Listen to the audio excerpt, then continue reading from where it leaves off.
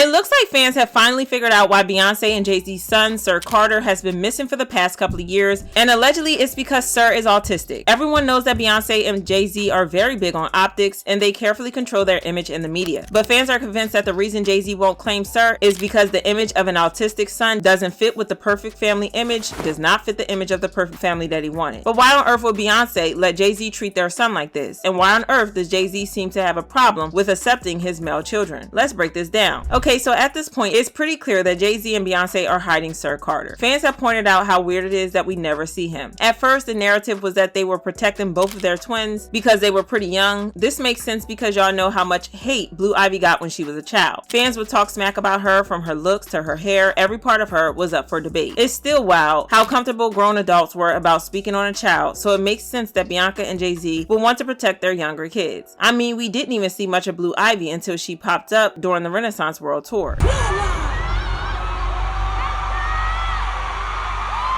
the front line, ready to walk up. She has been popping up more and more since then. She has been showing up with her parents at the Grammys for like 2 or 3 years in a row now. She voiced Kiara in the new Lion King movie. She was a backup dancer for Beyonce at the Christmas Day halftime show in Texas, and she's been stealing the show at the ongoing Cowboy Carter tour.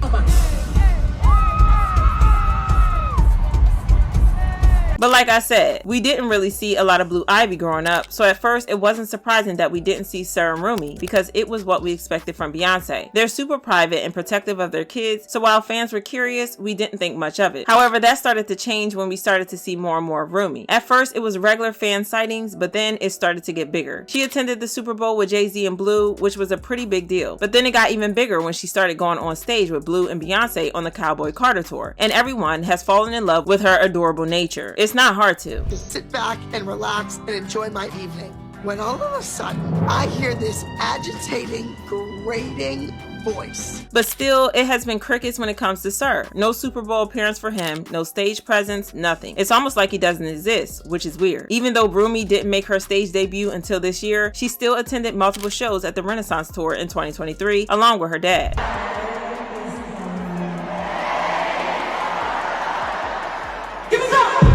Again, it's been crickets from Sir on all fronts, and the more we see of Rumi, the more suspicious we get. Tina Knowles tried to explain this away, saying that Rumi loved the limelight, but Sir tends to stay away from it. What does that mean to you? Tell us a little bit about Rumi and how excited Well, she is. Rumi is amazing. She's an amazing artist, like painter and creator, and so I mean, how could they be anything else growing up in that environment? That's all we talk about is creativity and fashion and the whole thing. What is Sir interested in?